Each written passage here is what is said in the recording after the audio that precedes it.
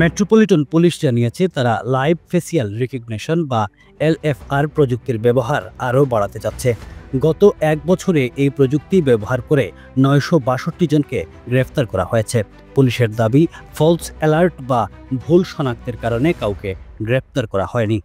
১০ জনকে ভুলভাবে শনাক্ত করা হয়েছিল, যাদের মধ্যে ৮ জনই কৃষ্ণাঙ্গ, যদিও তাদের কারোর সঙ্গে ৫ মিনিটের বেশি কথা বলেনি পুলিশ।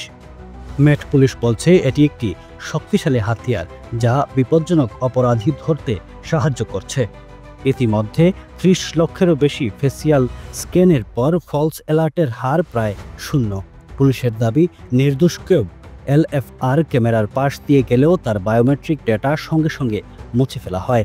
মানবাধিকার সংগঠনগুলো গোপনীয়তা নিয়ে ভয় জানালেও পুলিশ বলছে এই প্রযুক্তি ভবিষ্যতে অপরাধ দমনে বড় ভূমিকা রাখবে।